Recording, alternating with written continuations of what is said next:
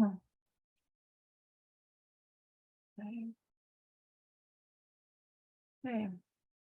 Good evening. Good evening, everyone.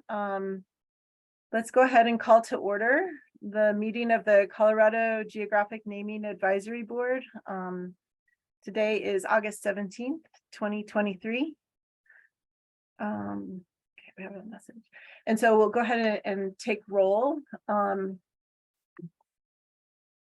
Okay.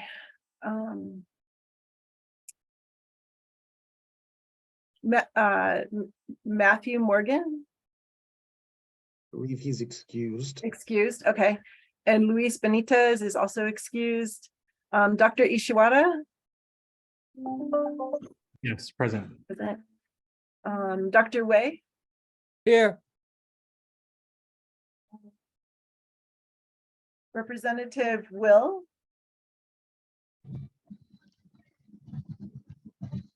Do not see Senator Will. Yeah. Representative Morrow? Do not see the representative either. Okay, Senator Exum? Good evening. Good evening. And Commissioner Chimino? Do not see the commissioner. Okay. And then Mayor Stout? Present. Present. Okay. And Commissioner or Director Red Horse? Good evening, present. Good evening. And we don't have a representative from the Center of the American West yet. Tim, you're here. Executive Director Garcia? Yes, good evening. I'm present. Good evening. And Director Wolf? Is excused. Okay, great. Thank you. All right. Let's go ahead and review and approve tonight's agenda. Madam Chair, if I may. Oh, yes, please. Board members, in your packets that you received, you might have got a copy that has consideration of renaming Kit Carson Mountain. For the sake of time, and we were not able to get in touch with the proponent, we pulled that one off of the agenda. Okay. Okay. Good to know. Yeah, that's a big one. Okay, great. Thanks, Tim. So let's go ahead and look at the rest of the agenda. And if there are no revisions or questions, if I could get a motion to approve. So move. And a second. Second. Thank you. It's approved. I'm still getting used to the language. Okay. And then let's see, would somebody like to motion to move to approve the June summary? So move, Madam Chair. Rick Garcia. Thank you, Executive Director Garcia. Do we have a second? Second. Okay, I wasn't sure who that was, but thank you. Yeah. And do we have any board member updates or announcements? Yeah, Madam Chair, if I may, Tim Mock, Deputy Director for the Department of Natural Resources. I've got a couple updates here. First and foremost, board members, I want to introduce Stacy Coleman. Stacy is our new tribal liaison for the Department of Natural Resources, where we are very lucky to have Stacy with us. She's formerly with the Department of Justice in the Environmental Enforcement section, and obviously has great familiarities with natural resource issues, but also served as the tribal liaison there. And so she'll be working with us and serving as staff for the Naming Advisory Board. Stacy, you just want to take a moment to introduce yourself? Hi, everyone. Yep, I'm Stacy Coleman, and I started with the DNR in this new tribal liaison position about a month and a half ago.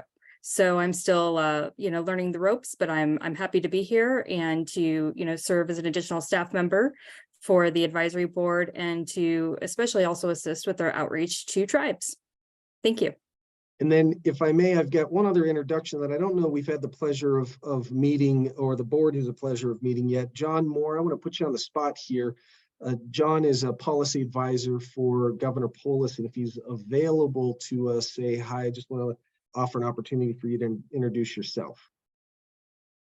Yeah, thanks for the introduction and happy to be here. I'm a policy advisor for Governor Polis on mainly transportation, land use, and environmental issues, and also cover this board. So happy to be listening in, and good to meet everybody. Great, thank you. And that concludes my announcements. Okay, thank you. Thank you, Tim. And does anyone else have any announcements or updates?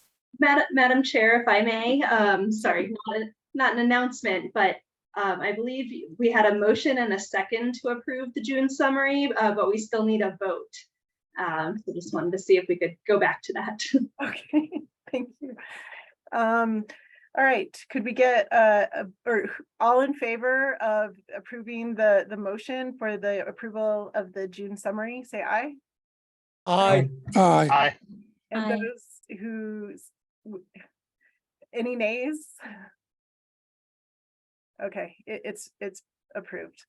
And I will say I have one announcement. So this is my first time taking the lead in this meeting. So I'm still getting used to the process. I come from academia, very different kind of set of rules. So I just ask for a little bit of grace, and feel free to step in just like you did, Attorney General Mercer.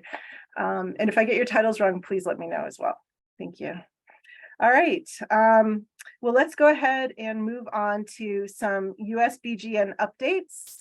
And I want to invite Ms. Runyon to go ahead and give us some updates, please. There's Jenny. Oh. Ms. Runyon, if you can hear us, I think it's a *6 to unmute yourself on the phone. Aha. Thank you. Can you hear me now? Yes. Thank you. I don't know why my computer audio wasn't working, so I had to log off a couple times and join by phone. So bear with me. Hopefully you can hear me okay. Let's see. BGN updates. Well, I think I was specifically asked to talk about the two secretaries' orders. 3404, the SQ name changes, is all intents and purposes done. It's been almost a year now since the USBGN voted to approve 643 name changes for SQ named natural features. And then in January, they finished up with 5 additional changes for SQ named community features. So 648 names have been changed. Federal products are being gradually updated. I just heard yesterday that they've updated all but 5 of the topographic maps that labeled any of the SQ features, so that's quite an accomplishment. Some have been posted to the TopoView website. Some are still being uploaded, but nonetheless, our mapping office has been working diligently to update the maps. We've had some follow-up since in the past year. As you all know firsthand, it was a very quick process, not a whole lot of outreach. And so as folks kind of got word of the changes, we did get a few inquiries, comments about how individuals didn't quite understand the choice of the replacement name. And so to date, we have had 8 proposals to change the name that was changed from SQ. 3 were from one particular proponent. So we're talking about really essentially 5 or 6 individual requests. None are in Colorado, you'd be glad to hear. 2 of them have since been changed again by the BGN. Earlier in the year, they went through the process and changed the replacement name to something else again.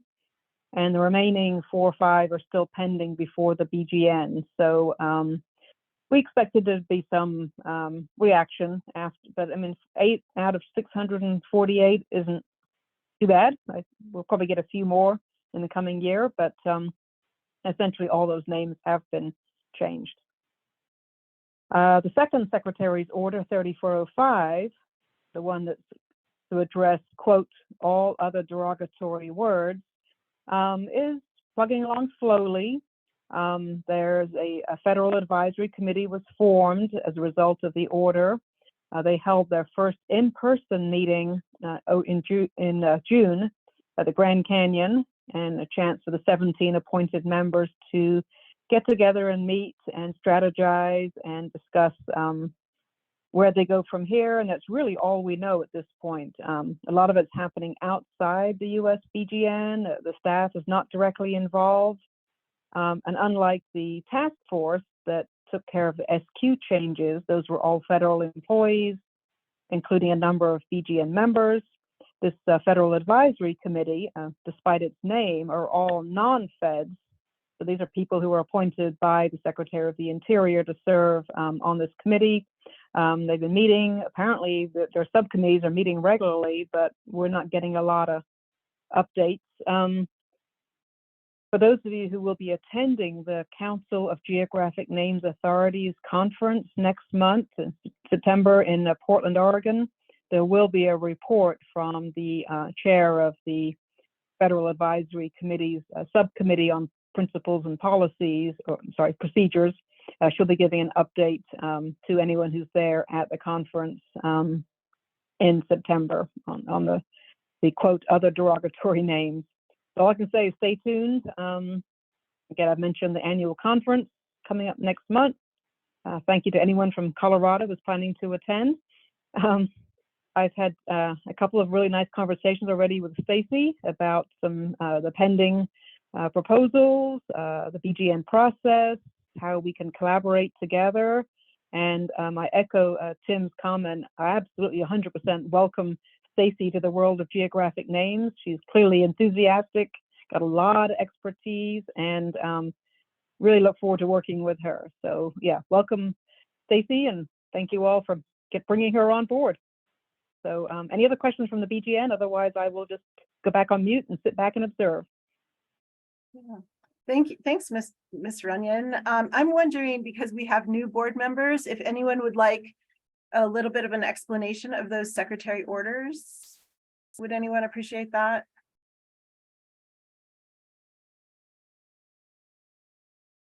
Okay. Okay, I guess not. So we'll move forward. Thank you so much for that update. Very informative. You're welcome. Thank you. Sure. And so our next agenda item is agenda item number 7. And these are our CGNAB updates. And so Stacy, you're up.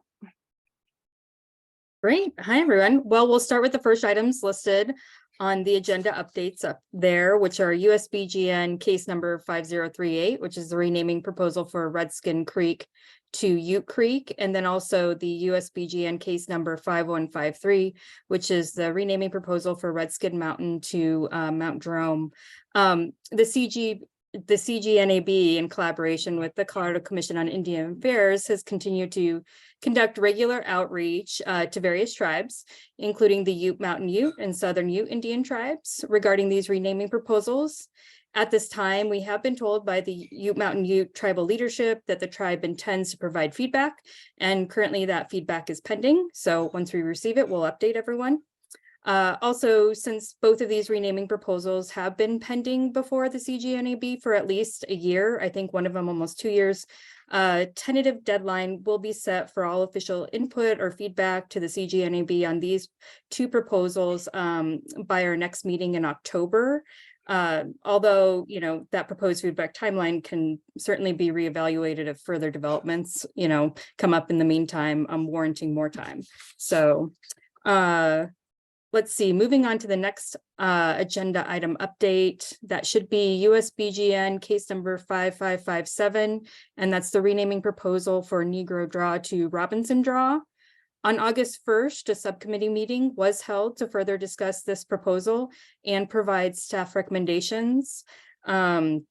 3 recommendations came out of that meeting. The first is to conduct further outreach to the proponent to see if the proponent is amenable to a spelling name change to Roybison. So that is Robison. And if the proponent is amenable to that, then it was then recommended that the CGNAB reach out to the U.S. Forest Service for further input on amending the spelling.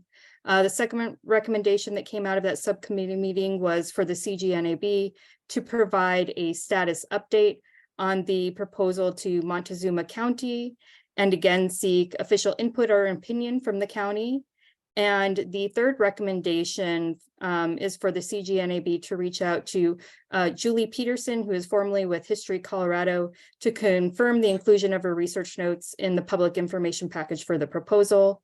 All of these recommended steps will be taken before our next CGNAB meeting in October, and I can provide an additional update at that time. Also, because this particular proposal has been pending before the CGNAB for at least a year as well, a tentative deadline for official input or feedback to the advisory board will be set for October's meeting as well. And similar to the Ute Creek and Mount Jerome proposals, if anything, comes up in the meantime in terms of further developments, that warrant more time and consideration, we can certainly provide that then. And the final item on the agenda updates is regarding USBGN case number 5765. That's the renaming proposal for Dead Mexican Gulch to Jose Velarde Gulch. This proposal was also discussed at the August 1st subcommittee meeting, and the following recommendations came out of that. The first being to wait on deciding the next review steps until the board has received any official feedback from the Garfield County Commission, the Glenwood Springs City Council, and Rifle City Council on the pending proposal. Once that feedback from local government is received, then it was recommended for us to reach out to the proponent with a status update and ask for the opportunity for further discuss the proposal with the proponent. And similar to Robinson Draw, it was also recommended that we reach out to Julie Peterson to confirm the inclusion of her research notes there as well. And the last piece in terms of local government outreach, the CGNAB has reached out to the Garfield County Commission, Glenwood Springs City Council, and Rifle City Council for local government input. At this time, we've received official feedback from the Rifle City Council indicating that the renaming proposal was discussed at a Rifle City Council workshop meeting held on August 2nd, and that the Rifle City Council does not object to renaming the Gulch. The Garfield County Commission also discussed the proposal at their August 7th commission meeting, but official feedback or opinion from the Garfield County Commission, as well as the Glenwood Springs City Council, has not been received yet, but both entities have indicated their intent to provide such. So that's it in terms of updates at this time.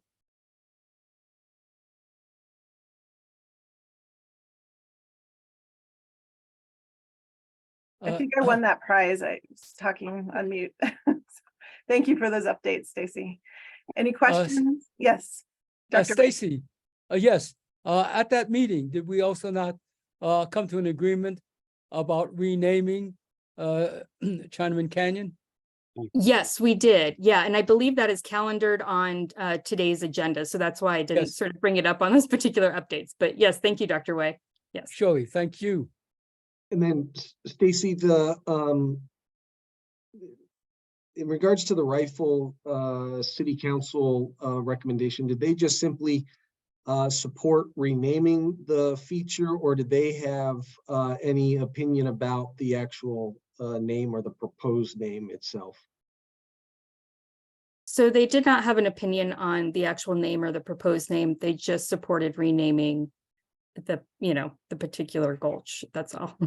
Thank you. Mhm. Any other questions for Stacy? Thank you for those updates. Okay, so now we'll move to the next agenda item, which is agenda item 8. And this is the consideration to approve USBGN case 5758, the renaming of Chinaman Canyon to Toisan Canyon. And during our last meeting, we invited Ms. Lore, who's the proponent, to give a few comments, and she was having technical issues. And so I don't know, Dr. Wei, have you been in touch with her by any chance? She's present. Is she? At this, yes, she is. In fact, on my screen, she's right below you. Okay. Oh, yes, I see you, Miss Laura. So I would like to invite you to share some insight. Oh, you're on mute. You're on mute.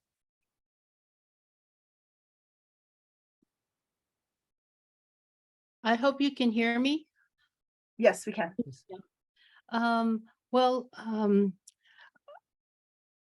I think I want to convey that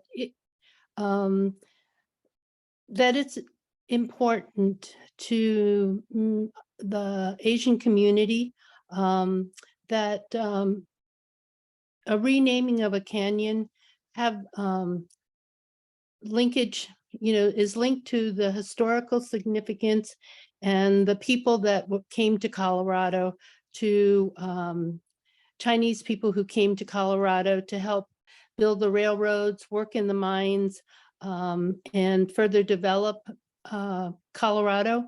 And Chinaman's Canyon, you've all already discussed that Chinaman is not an acceptable term to our community. And so I'd like to continue in that tradition and suggest the name of Toisan Canyon.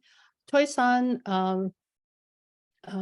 commemorates the fact that Chinese from a specific province in China, in southern China, from what was Canton, what became Guangzhou, those people were rural people who, because of famine, civil war, and a lot of unrest in China at the time that directly affected them, came to the US. And the linkage also for these people is that many of them worked on building the Transcontinental Railroad. And when the railroad was finished, they dispersed. And one of the places that they went to is Colorado, came to as Colorado. And some of you maybe have seen the most recent news about the renaming or the reclaiming of the history of Chinatown in Denver. And so it seems all fitting at this juncture to recognize the Chinese, in specific the Toisanese Chinese who came from southern China, although others came too, but primarily from the Toisan provinces at this time for their contribution to the development of the state. Thank you. Thank you for that background information, Ms. Laura. Does anybody have any questions for Ms. Laura?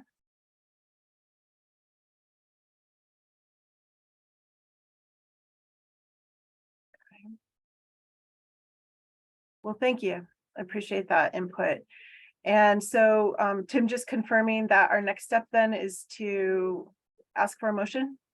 Is that correct? I would ask if there's any discussion from the board before we kind of get any of the motions. This is Mayor Stout. I was just curious about the I guess confusion about the Foreign Names Committee's recognition of the different names, and the confusion about whether this is the spelling and the word that is preferred.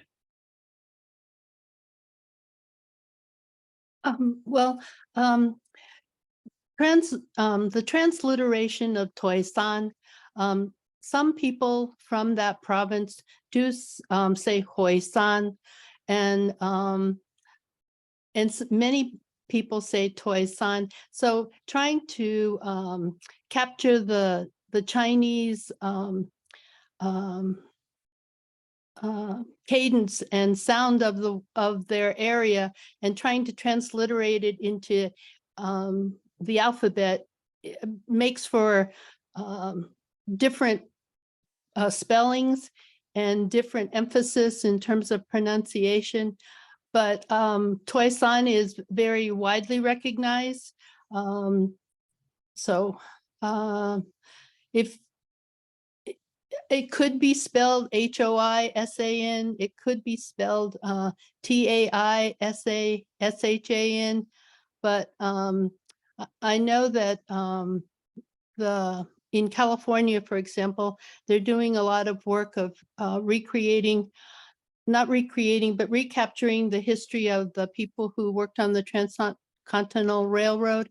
And there are several groups that identify as Toisan groups who are working on endeavors to create and document that history. So it's fairly widely recognized as Toisan, but again, it can be spelled in a number of different ways. Let me agree with Peggy, with Ms. Law, and say that Toisan is the most popular rendering of that name.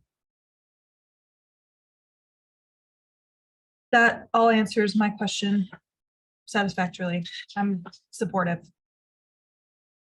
Thank you. Thank you. Does anyone else have any further discussion? Want to point out that I believe that we did reach out to the Los Animas County and we did not get a reply.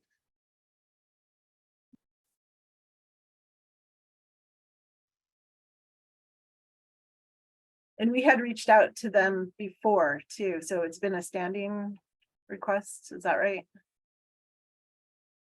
Yeah, it's been, they've had plenty of time to reply back. We reached out late last year to get some input and have not heard back. Okay, thank you. Any further discussion?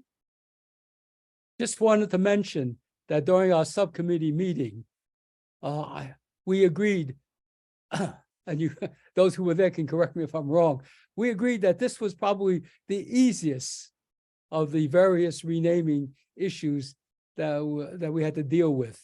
And we readily agreed to accept Ms. Law's proposal for the renaming, of Chinaman Canyon to Toisan Canyon.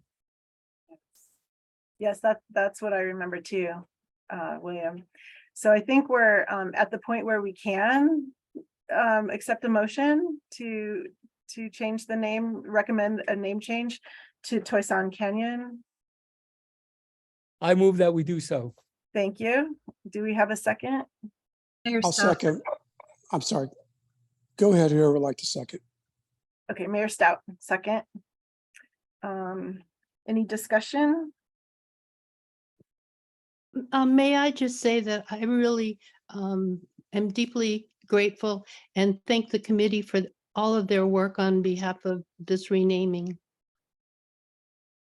Thank And you. I would just say, Ms. Laura, appreciate you bringing this forward and taking the time to join us on a couple of occasions now. And so really do appreciate your active participation. Thank you.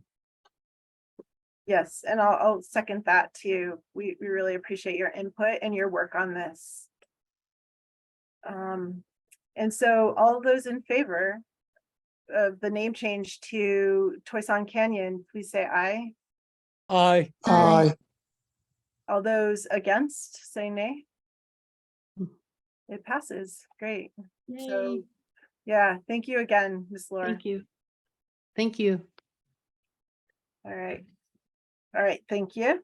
And so we'll move on to the next agenda item number 9, which is the review and consideration of USBGN case 4907, suggesting benchmark Lake Reservoir be changed to Nottingham Lake. And if you look at page, let's see, page 10 of your packet, or no, sorry, page 13 of the packet, you'll see that this is a feature in Eagle County, and the comments are just, the proposal would be to change the name of Benchmark Lake Reservoir in the town of Avon in Eagle County to Nottingham Lake. Reservoir is located in Harry A. Nottingham Park managed by the town. The proponent is a GIS analyst with Colorado Parks and Wildlife and proposed the name change to be consistent with local use. According to a park master plan conducted for the town of Avon in 2008, the reservoir was constructed in 1980 to provide emergency water for the community. And the park was named for Harry A. Nottingham, a descendant of a local ranching family who sold his family's land to private developers in 1972. And we have reached out to, we have given tribal notice. The town of Avon is in favor to proceed with the proposal, and Eagle County commissioners have no opinion.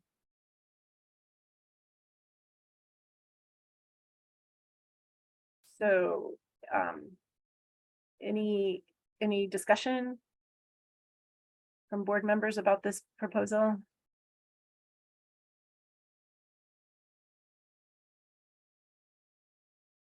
One question, and I'm trying to scan the documents. I couldn't remember from my review.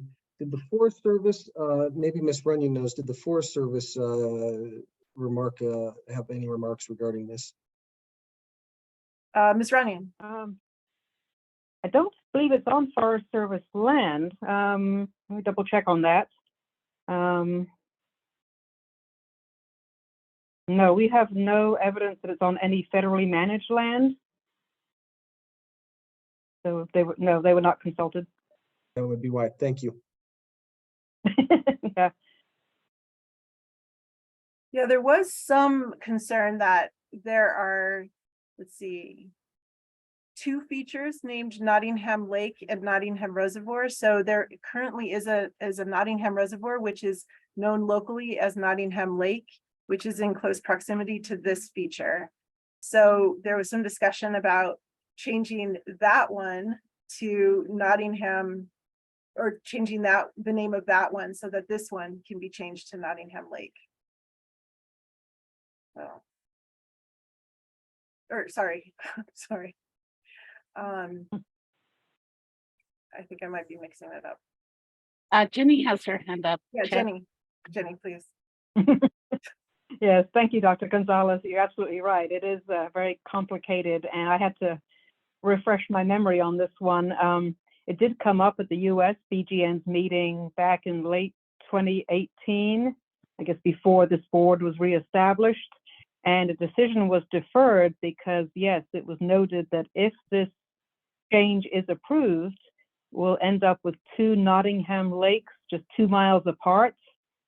And so we went back to the town government, and they did indicate at the time they would consider following up with a proposal to rename that other smaller Nottingham, officially Nottingham Reservoir, but the town refers to it as Nottingham Lake. So if this one is approved as well, yeah, you've got 2 duplicate names. We essentially gave them 6 months to follow up, and said that the BGN would go ahead and vote. My instinct is that the BGN might have denied it because of the duplicate names issue. So it's been sort of hanging in limbo ever since. And then we got word that this board might be reestablished. So we kind of punted it back to the state to deal with it. So I don't know what to suggest. I mean, again, if this name is approved, you're going to have 2 names in close proximity, which, you know, if the town isn't bothered by it and the county didn't have any objection, you know, who are we to say you will be confused? And maybe at some point in the future, the other smaller one will be renamed. But looking online, there's a lot of usage of Nottingham Lake for this particular lake. Google Maps labels it. Like I said, Nottingham Park. It's used by the town in a couple of documents. There's a park sign there. So it seems to be the name in local use anyway. So apparently nobody's been confused all these years. So again, it's not my place to suggest you proceed with a vote, but seems like the town's not bothered. And it's a name in local use. It makes sense to recognize it. So I hope that helps fill in some gaps. Thank you. Yeah, thank you for that information. Any further discussion?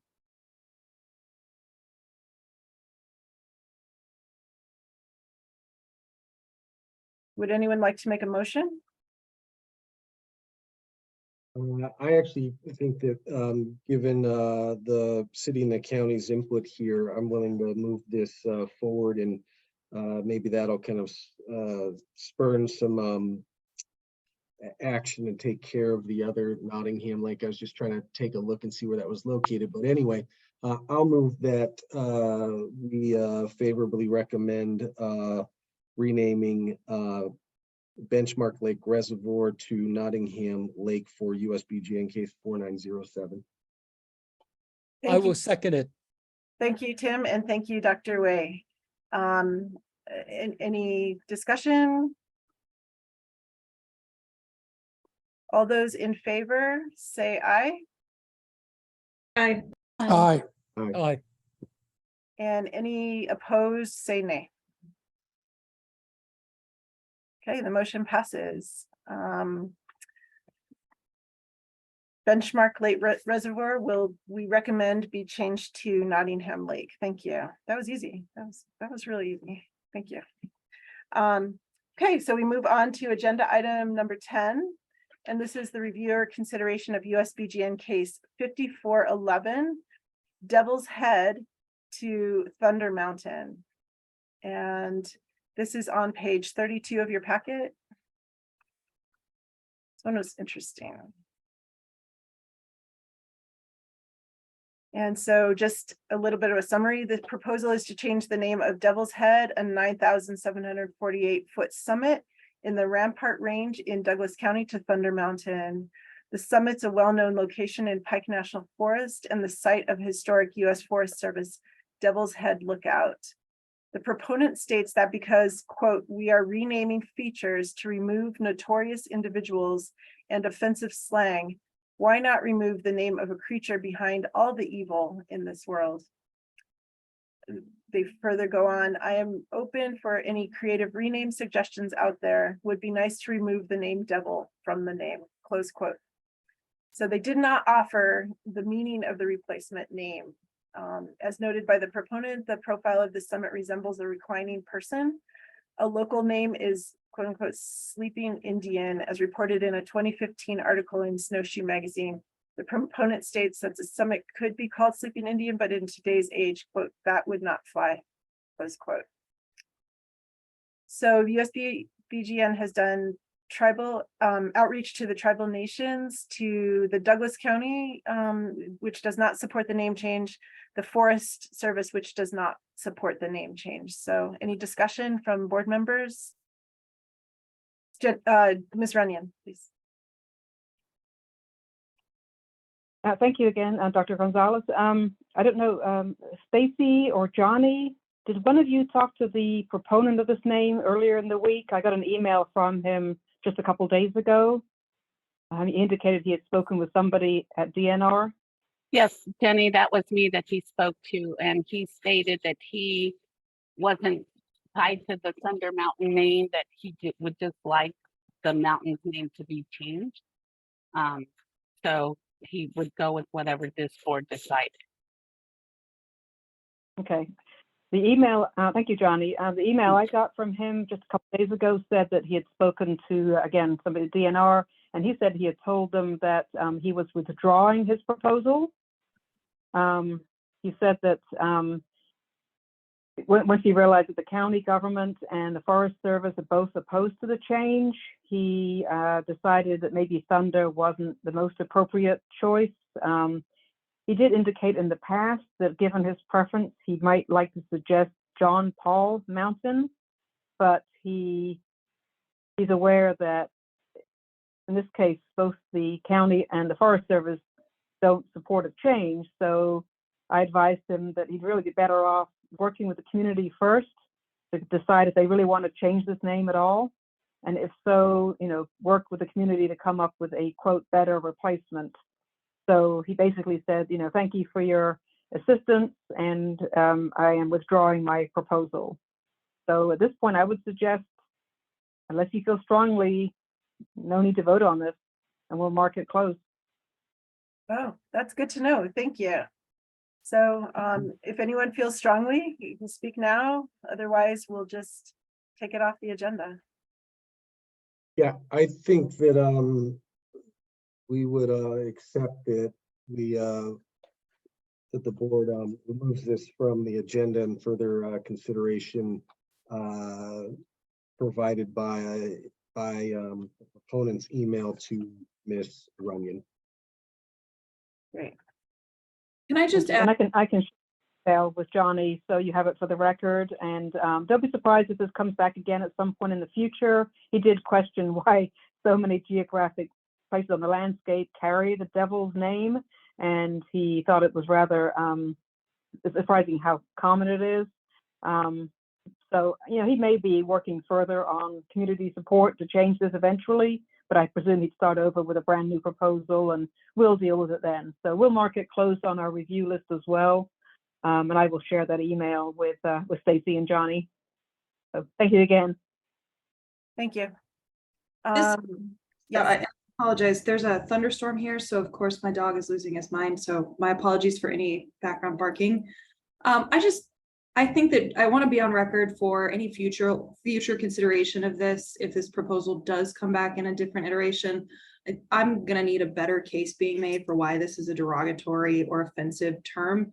As somebody who lives 10 minutes from the Devil's Kitchen landmark here in the Colorado National Monument that now has a restaurant proudly named after it, I fail to see the offense in this. So I think that I would like to see better foundation laid for why this is derogatory if we are to consider it in the future, this or any other similarly named, you know, devil's whatever. Thanks, Mayor Stout. That's noted. Tim. Yeah, thanks, Mayor. I actually agree with you. I didn't find a compelling reason to remove the name, given the history, given the Forest Service and the local input on this. And then you add in the some other features on that mountain that also carry the name Devils that are actually on the National Historic Register and such. So I would agree that a more compelling reason for this or should be created in the future. Thanks, Tim. Any other discussion? Okay.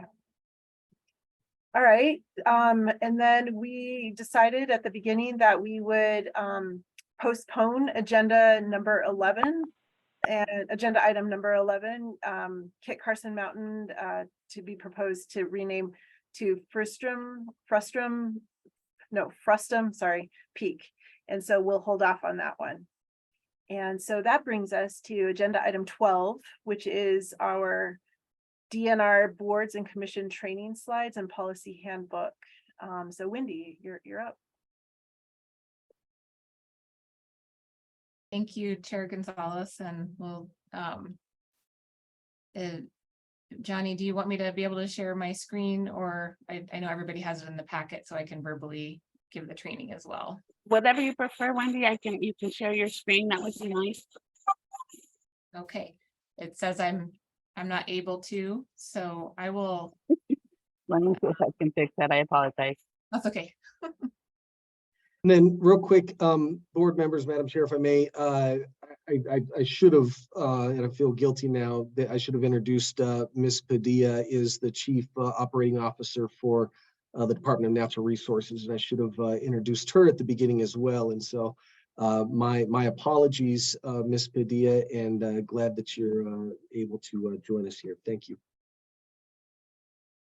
Thanks, Director Mock. No apology necessary. So I'm hoping everyone can see now the screen that I have up, and I'll go ahead and keep your meeting moving and get going. So I have the pleasure of working with all of our boards and commissions to deliver this training, and we have quite a few around the department. So I'll give an overview of the department and then some information about our budget process, our code of ethics, accessibility, media contacts, and then legislative policies.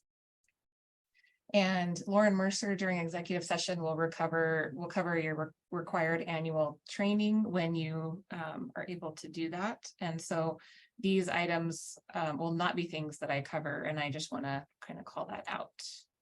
So about the Department of Natural Resources, we have 6 divisions that manage water, land, wildlife, outdoor recreation, minerals, energy resources, and our mission is to manage and conserve Colorado's natural resources for the benefit of people today and tomorrow. We have a budget of about 494 million, about 1,670 FTE, 1,100 temporary employees, and we have about 6,000 people who volunteer with us every year.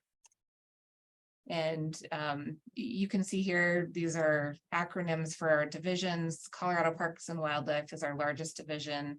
And then in the Executive Director's Office, we have the Avalanche Information Center program, the Wildfire Action Program, and the Geographic Naming Advisory Board as a program as well. Real quickly on the budget process, just for the entire department and the state of Colorado. We work with staff to identify needs about 18 months in advance. And then on November 1st each year, those budget requests become public and are delivered to the legislature for consideration. And then between November and January, the Joint Budget Committee is briefed on the department's request, which, if approved, becomes part of the long bill.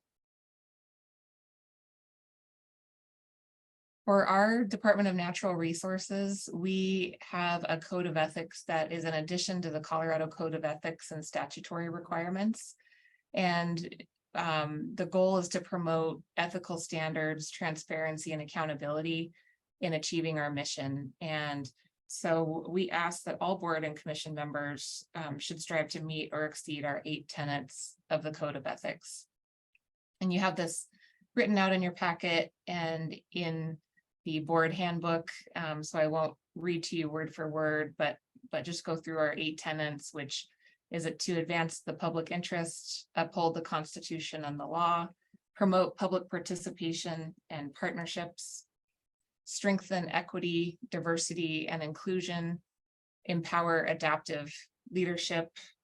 And one thing I'll note here is that often in natural resources, we have adaptive problems, not necessarily prescriptive problems. Demonstrate personal integrity, promote ethical actions, and advance professional excellence.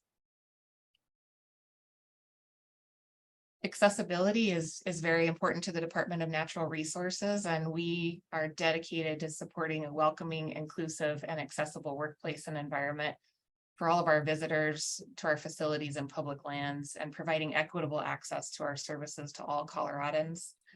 And members of the public can contact our Americans with Disabilities Act coordinators, and that contact information is available on DNR's website. And it's a best practice to ensure to include accessibility statements to notify folks who might need accommodations prior to public meetings, including timelines and who to contact. Meetings should be accessible to the public. Obviously, you all do a great job at this. This is nothing new to you and should be streamed as much as possible, real time or available afterwards via video or audio. And then an option for virtual attendance and virtual public comment should be available. Media contacts.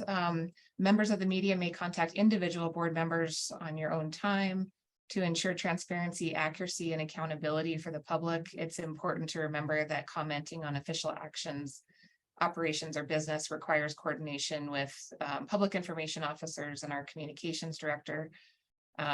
You may all have additional guidance in this particular board or in your bylaws to be aware of as well. But we just want to make sure individual members refrain from speaking on behalf of the board. And then finally, legislative matters. DNR's Director of Legislative Affairs coordinates all communication with legislators and all department initiated legislation. Daphne Gervais is our Legislative Affairs Director, and her email address is listed here and in your packet. And she's a great contact to have with any questions you have around legislation. And with positions on bills, the department may have a position which may be support, oppose, neutral, or no position. And again, contact Daphne or Director Mock on any questions you have. any individual member obviously may take a position or offer testimony on personal time, but not acting in their official capacity as a board member. And finally, thank you for your public service and for spending your evenings doing this. It is much appreciated. And this is my contact information. So with that, I will turn it back over to the chair and I will stop sharing my screen. If I can figure out how to do that. There we go. Thanks so much, Wendy. That was great. Appreciated that. Any questions for Wendy before we move on? I actually do have a question. I don't know whether this is the appropriate time to be asking it, because I suppose I could contact her myself after the meeting. I got a request to be interviewed from the producer of what is called The Last Best Hope. It's a podcast which is run out of Oxford University's Rothermere American Institute and presented by the Institute's director, Adam Smith.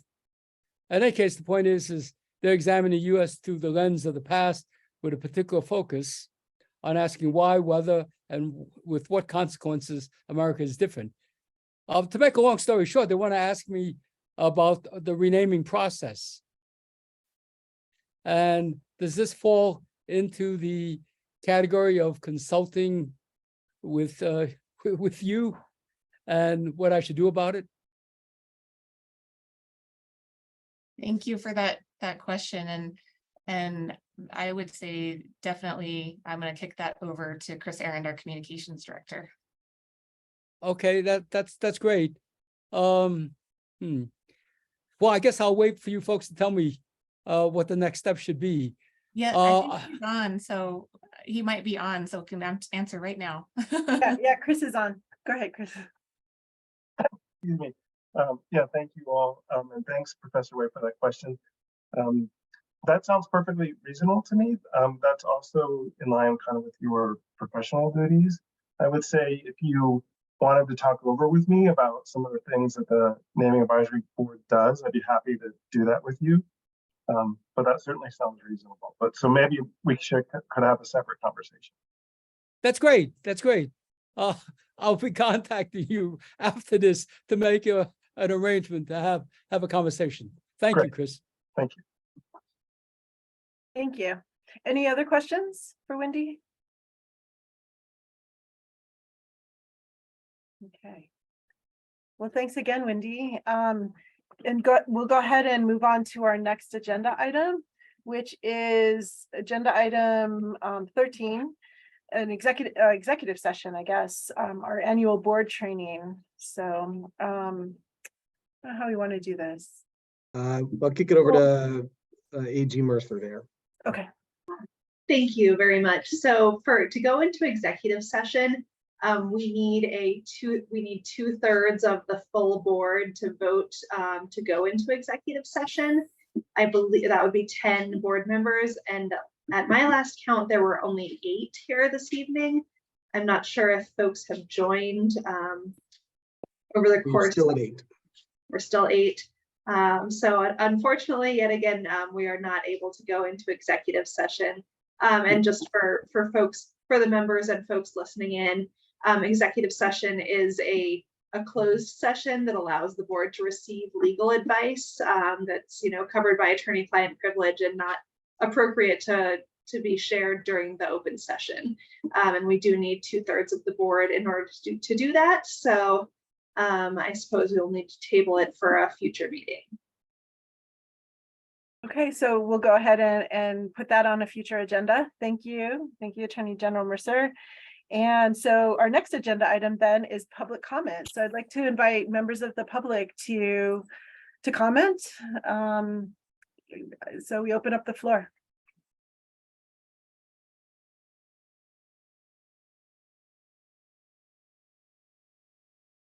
Tim, you have your hand up. Hey, yep, this is Tim Swales. I don't have my camera on, but I'm in Denver and just want to say congrats on the renaming of the Chinaman Canyon. That's super exciting. And yeah, thanks for all the hard work on it. That's all I got. Oh, thanks, Tim. We like that. Thank you for spending your time with us. Any other public comments?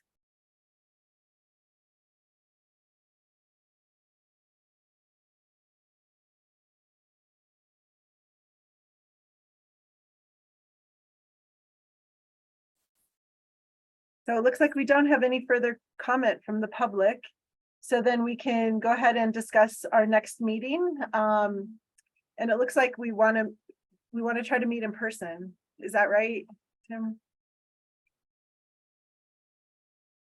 Yeah, I think that that was certainly something that Commissioner Chimino discussed at our last meeting, so we are happy to accommodate it. I think that typically now we are going every other month, and so that would put us into October. And I think if there's going to be a month to do it before the snow sets in for those that might travel, I'd recommend that we aim for that month perhaps. We can make it hybrid, so this will also be streamed online to begin with. So those that might not be able to accommodate the travel in their schedule, we can you're still welcome to participate online, but we could do it here at the DNR headquarters at 1313 Sherman. We're just a block south of the state capitol. So just kind of want to open this up. I know that that was something that Commissioner Chimino was interested in, and maybe it depends on the date or whatever in terms of whether folks can make it. But I think I'd open it up to see if that's something that we would like to try and do, or try and shoot for another meeting. If we were to do it in person, would we be looking at the same time in the evening, or would we consider something in the daytime?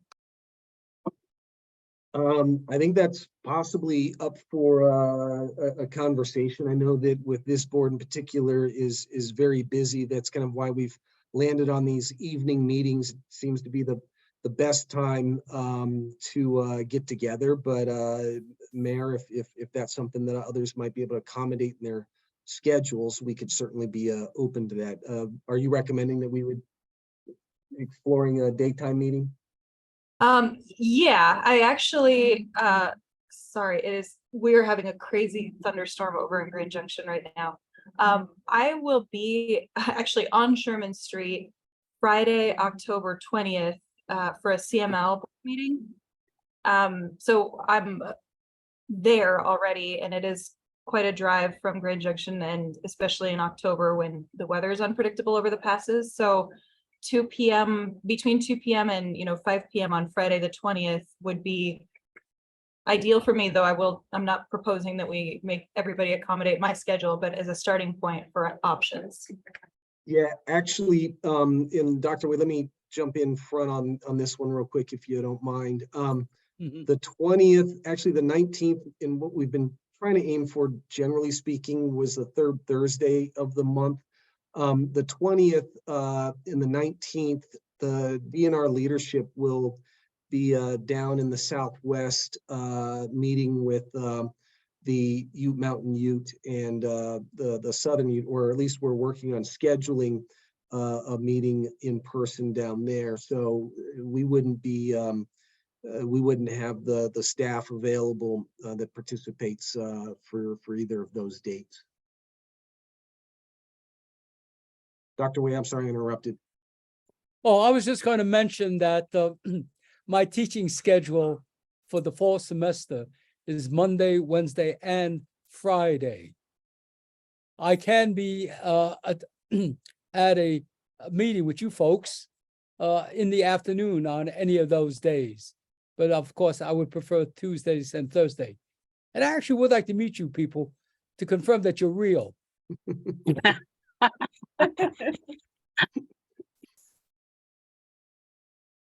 I'm with you on that, William. Mayor, I don't suppose there's another date that you might be in the Denver area.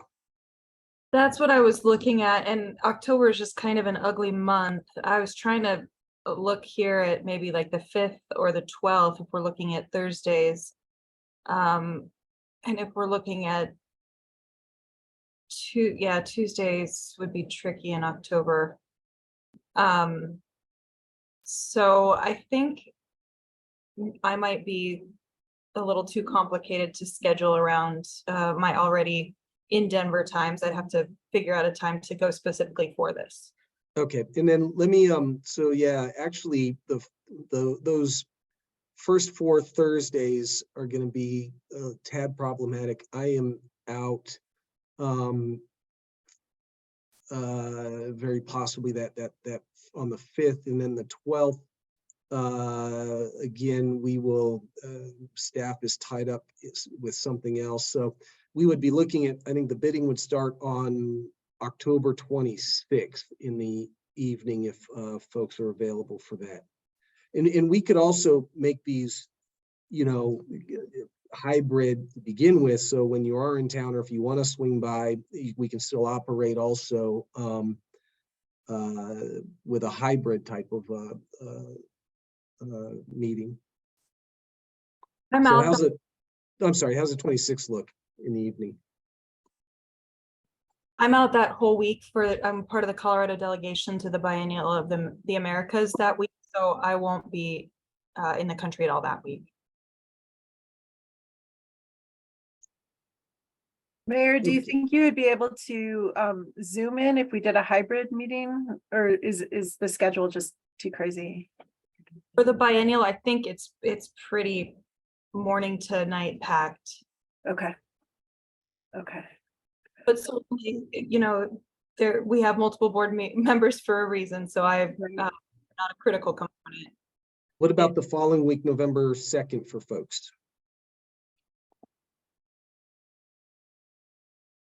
Works for me. Yes.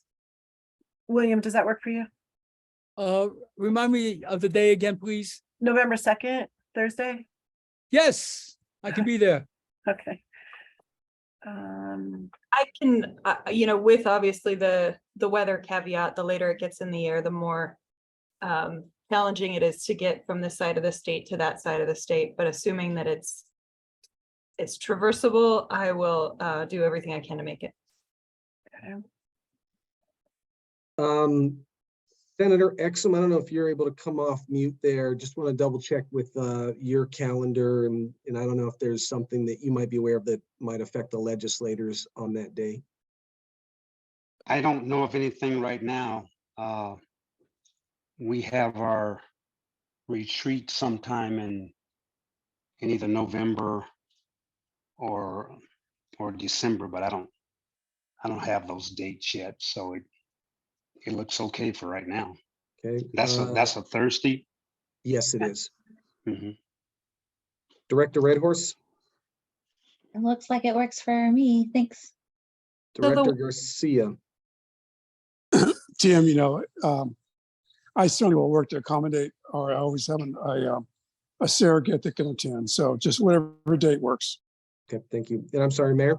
I was just going to say, could we consider doing it in the daytime? Is that possible for folks so that I could avoid having to, you know, the expense of staying the night and everything? I would drive over and back. But if we do 6 to 8, that makes it pretty difficult to come back same day. Yeah, and I actually also think board members, we might be able to accommodate. I think one, there's that question, and then we also might be able to provide accommodations if you do travel in for an evening meeting that night. But to Mayor Stout's question, I think for DNR, at least, it looks like for Johnny, would you correct me? Miss Abad, would you correct me if I'm wrong? And Miss Coleman, but I think that might work sometime in the afternoon there. That works for me, Tim. Thank you. Okay. Works for me too. Other board members, daytime meeting on Thursday, November 2nd. I can make that work. Same here. I can be there. I have works for me. Just a meeting from 10 to 11 on that day. Okay. Great. Because I'm looking at our calendar, and so Mayor Stout, if you wanted to make it home, or if you wanted to stay, let us know. But if you wanted to make it home, I'm assuming driving at night, if you're anything like me, is less desirable. So if we had a 2-hour meeting from either 11:30 to accommodate Dr. Ishiwata, or start at noon to 2, how would that look? Yeah, I think noon would be great because I'll drive over that same day. So it's, let's call it 4.5 hours without weather. So to avoid a super early morning, anything between noon and 2 would be ideal. Okay, Miss Runyon, are you going to come out for this?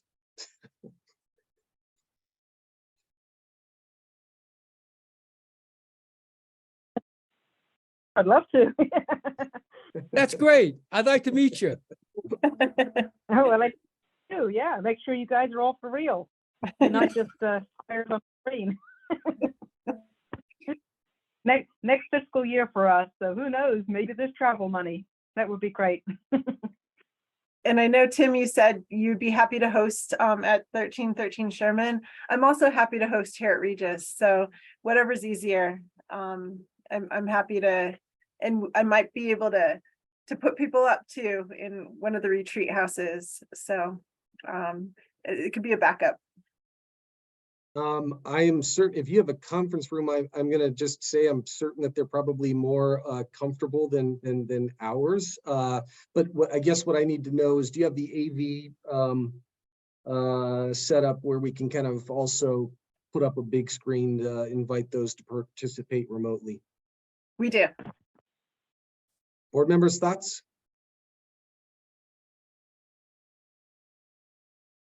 And those of you who don't know where Regis is, it's in North Denver. It's 10 minutes from downtown. I think that's a great spot. This is a good spot. Okay. Yes, it would be open to the public. Yeah, I think for the members of the public that have been joining us, we would love to meet you as well. We certainly appreciate those that have continuously attended for the last couple of years and been a part of the team here. So yes. Yeah, and I'll probably encourage some students to attend just to watch the group in action. And William, if you wanted to invite some of your students. Sure. I'll check with them. Okay. So are we good with November 2nd at, did we decide a time, noon or 1? I think noon. Noon, okay. At Regis. And I can send you all the information, the location and everything. Yeah. That would work out perfectly. Okay, excellent. It's a plan. And that's our final agenda item. So if anyone has any final comments or questions, please go ahead and say them now. Otherwise, I guess we'll finish a little bit early tonight. Okay. Good to see everybody. Thank you. All right. Senator Exum, did you have something to say? Or No, I was just going to wave goodbye. oh, good. Okay. All right. See everyone. All right. Have a good evening. Goodbye. Take care. Bye-bye. Take care. Thanks.